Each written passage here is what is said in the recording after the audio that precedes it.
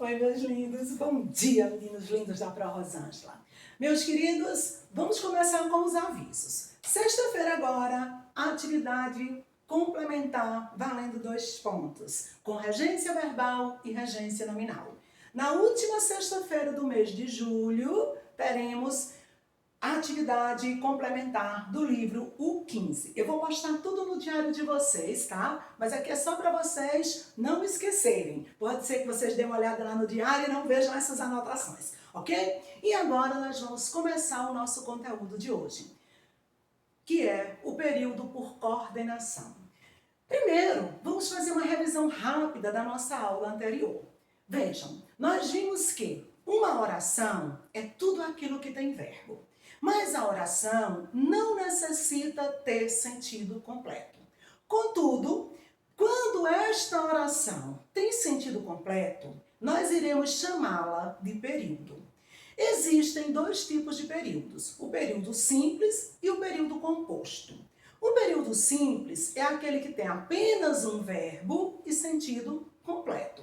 O período composto, ele terá 2 ou mais verbos e sentido completo.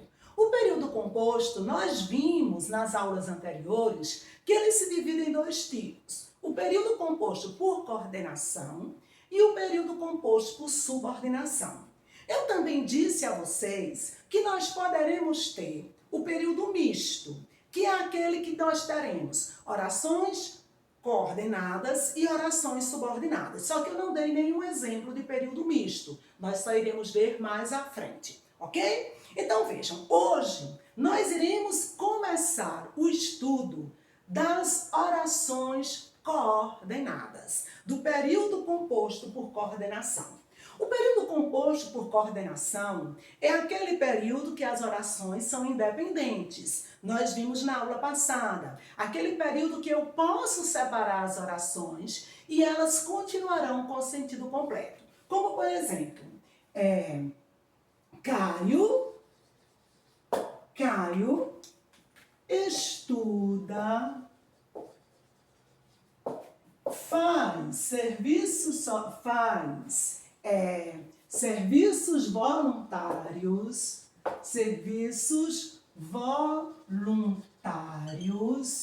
faz serviços voluntários e ajuda aos pais. E ajuda seus pais. Aos pais iria ficar um sentido dúbio. Não saberíamos se era aos pais dele ou aos pais de outras pessoas. Por isso que a prova vai colocar seus pais. Quando vocês forem escrever, vocês têm que olhar se não vai ficar uma ambiguidade no texto. Vejam, se eu tivesse colocado aqui a preposição aos, ficaria ambíguo. Aos pais de quem? Então, quando eu troquei pelo pronome possessivo seus, foi retirada a ambiguidade. Muita atenção quando nós escrevemos para não cairmos no erro da ambiguidade. Então, Caio é o nosso sujeito. Eu coloquei Caio escrito de uma outra cor para vocês perceberem uma coisa, que eu não vou dizer agora. Quando nós formos identificar se nós temos um período simples, um período composto e qual tipo de período que nós temos, a primeira coisa que nós temos que identificar é o verbo. Então eu tenho aqui o verbo estudar. Logo eu já identifiquei que eu tenho orações aí, ou oração. Caio estuda. Eu preciso dizer mais alguma coisa em qual série Caio se encontra, em qual escola Caio estuda, e se Caio já está na universidade, preciso? Não. Eu poderia parar aqui, Caio estuda. Então observem que esta primeira oração, ela tem sentido completo. Como ela tem sentido completo, eu já digo que ela é uma oração coordenada. Aí vamos lá, faz serviços voluntários. Quando eu digo faz serviços voluntários, eu tenho outro verbo? Tenho, muito bem, eu tenho aqui o verbo fazer. Então eu tenho aqui 2 orações. Continuando, e ajuda seus pais. Eu tenho outro verbo? Beleza, tenho sim. Eu tenho aqui o verbo ajuda. Se eu tenho 3 verbos, consequentemente eu tenho 3 orações. Logo eu tenho um período composto. deparamos com o período composto, a primeira coisa a fazermos é ver se esse período, as orações são orações independentes ou se são orações que necessitam uma da outra para ter sentido completo. Eu já vi que Caio estuda é uma oração independente. Então aqui é uma oração coordenada. Caio faz serviços voluntários. Eu preciso dizer mais alguma coisa ou basta dizer Caio faz serviços voluntários? Exatamente. Não preciso dizer mais nada. Isso significa que esta oração, Caio faz serviços voluntários, também é uma oração coordenada. Quando nós falamos Caio ajuda seus pais, precisamos dizer mais alguma coisa? Precisamos dizer em que é que Caio ajuda? Não. Então observem que Caio estuda, tem sentido completo. Caio faz serviços voluntários, tem sentido completo. Caio ajuda seus pais, tem sentido completo. Nós temos aqui um período composto por 3 orações. E todas estas orações são orações independentes. Se elas são independentes, nós estamos diante de um período composto por coordenação. Então, a coordenação significa que as orações são independentes. Eu coloquei Caio aqui com destaque, com uma outra cor. Por quê? Caio é o sujeito da primeira oração. Caio é o sujeito da segunda oração. E Caio também é o sujeito da terceira oração.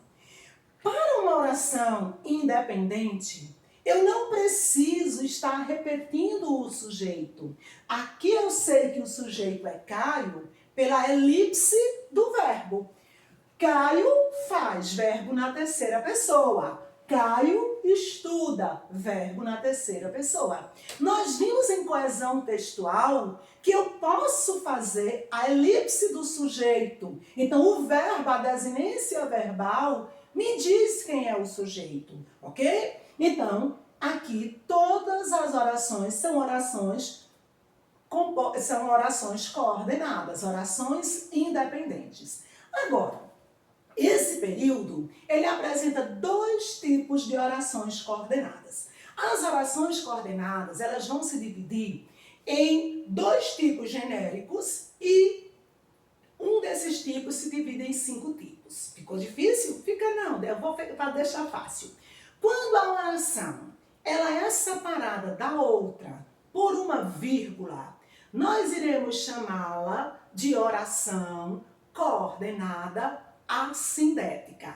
Assindética, porque ela não tem conjunção. Quando eu digo Caio estuda, eu não tenho conjunção aqui, ó. Eu tenho uma vírgula e aqui, ó, já começou com o sujeito. Então, esta oração irá receber o nome de oração coordenada assindética. Assindética porque ela não tem conjunção. Essa segunda oração faz serviços voluntários. Ela foi ligada à primeira oração por uma vírgula.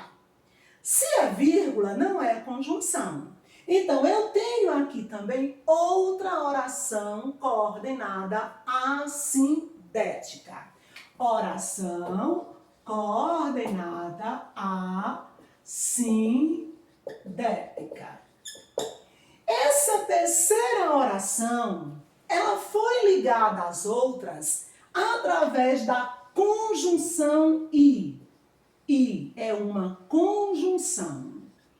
Essa conjunção que está ligando a oração ajuda seus pais às demais, faz com que essa oração aqui receba um novo nome. Ao invés de ser chamada de oração coordenada assindética, ela será chamada de oração coordenada sindética. sindética. Então, aqui nós temos uma oração coordenada sindética. Então, vejam, as orações coordenadas se dividem em dois tipos. Orações coordenadas assindética vem sem conjunção. Oração coordenada sindética tem conjunção.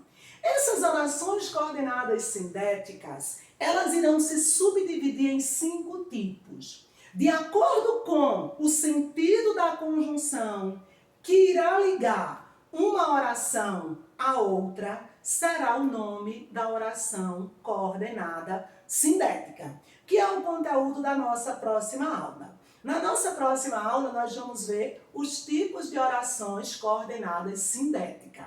Hoje é só para diferenciar a oração coordenada assindética da sindética. Oração coordenada assindética, com o azinho ó, vem sem conjunção.